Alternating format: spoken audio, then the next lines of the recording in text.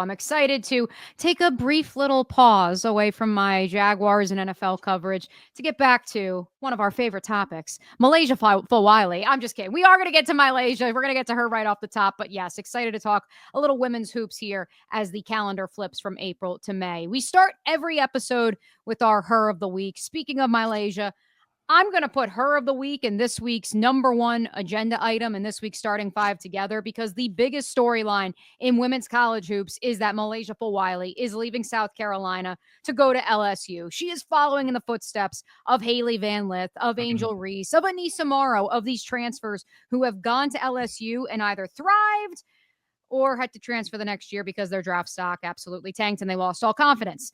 Which do you think will be the case, though, for a player who, as we said, if she had seen more playing time under Dawn Staley in Columbia, South Carolina, may have been in the conversation for National Player of the Year, or at the very least, the most naturally God-given, talented player on a basketball court this winter?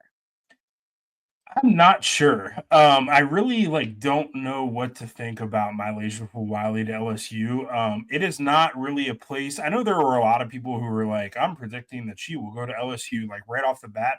It was just not really a place I projected her to go. Because I mean, only so much ball, right? Like, and you're going to a place now where there are already two guards there in Michaela Williams and Flau'jae Johnson. Flau'jae Johnson needs the ball in her hands to be effective and to create winning plays for LSU and to be the player that she is.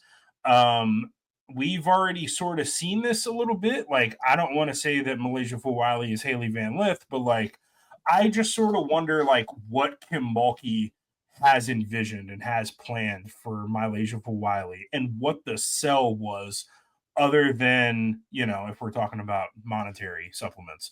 Like what the actual like this is the plan that we have for you here. This is the player we envision you being. I'm very curious as to like what those conversations were like and like what her role is going to be and that sort of thing. Because yeah, I mean, like Flau'jae Johnson is a ball dominant guard. And Michaela Williams is also there and also exists. And like they have other guards that are coming in. They're like really highly ranked, freshman recruits. So I'm not 100% sure about this fit. And like, I have confidence, like, people, you can say what you want about Kim Mulkey, but she knows how to coach basketball, right? So like, I have confidence that like LSU is going to be good and like they're going to figure this thing out at some point. I just don't know if like the end product is going to be the best thing for MiLaysia Fulwiley and if it's going to be what exactly she thought she was signing up for. And I find it curious that like from what I was told, this was the only visit that she took. Right. She went. This is the part of the conversation I want to have, which is it's the only visit she took. She canceled it initially. The weird winding Yeah. recruitment is also fascinating. Yeah, there were like the back and forths of like, she was gonna visit LSU, then she wasn't gonna visit LSU, then she's already in Baton Rouge, then the visit actually never happened, then the coaches are out of town, and like there's a lot of just like mixed messaging, around the whole thing. But yeah, I was told, I mean, she didn't take any other visits, and it sure seems like that's the case. She was in the portal for I guess about a week or 2 weeks, something like that.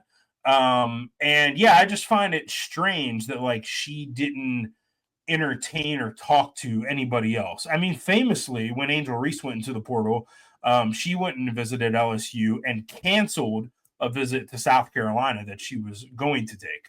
And that worked out for Angel Reese, right? I just kind of wonder, like, if there was even anybody else on MiLaysia Fulwiley's radar, like if she talked to, the Under Armour thing is really fascinating to me because, like,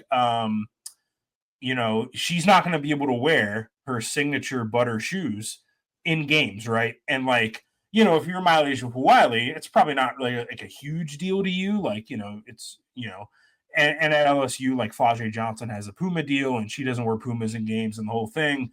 But Nike is going to put their foot down about that. Like they're not going to let her do that, even if she wanted to. Like we already saw the precedent set with Cooper Flagg at Duke this year, where like he came into college having a New Balance deal, and they're like, "Nah, son, you about to suit up these Nikes? Like you're not wearing New Balances in games at Cameron Indoor." So like I kind of wonder like what Under Armour thinks about all this because like she got the Under Armour deal after her freshman year at South Carolina, and like after she had already kind of balled out and showed her stuff. And like you have somebody like Steph Curry who is really invested in her and like is wearing her things around. Like I just sort of wonder if they had any input at all. I would assume that based on where she went, that they probably did not have any input on where she was going to end up. See, I would argue that LSU is still one of the preeminent brands in women's basketball. And so, despite the Sure. fact that they're not an Under Armour school, I think ultimately keeping MiLaysia in the national conscious, it was a real gamble, I think, for Adidas when Haley Van Lith made the decision to go to TCU. Because ultimately, even when she went to LSU for that matter, too, but again, she was going to a team that had just won the national title. And so, I think they said, man, whatever, it's okay. But for her to go to TCU, a team that quite literally didn't have enough players to field a team the year prior, I would argue if you're Under Armour, it's actually, and I promise I'm only going to make one reference to the NFL draft in this podcast. It's kind of like the conversation we're having in Jacksonville right now about Travis Hunter. You don't have to go out of your way to put together some social media stunt with Travis in order to go viral. He will go Oh viral no, solely certainly not. because of Yeah. who he is and the fact that he has a video crew following him at all times. You can make the same argument if you're MiLaysia Fulwiley and you're going to LSU.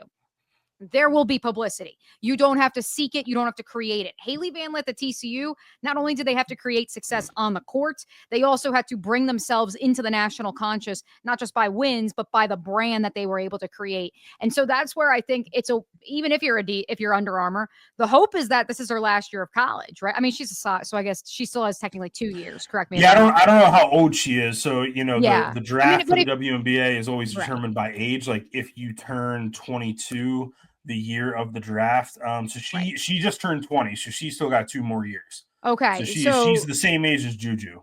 Correct. And so one of those years will be with Flau'jae because Flau'jae Johnson does have one more year. She technically could have been eligible this past go round for the WNBA.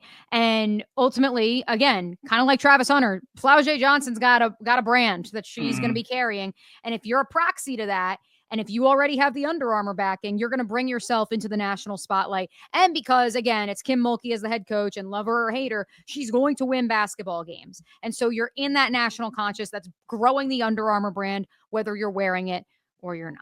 So I had a feeling we would spend a little bit of time on this first topic in this week's starting five. That's why she's the her of the week. That's why she's number one on the agenda. It's because MiLaysia Fulwiley, one of the most polarizing players in women's basketball, is off to Baton Rouge.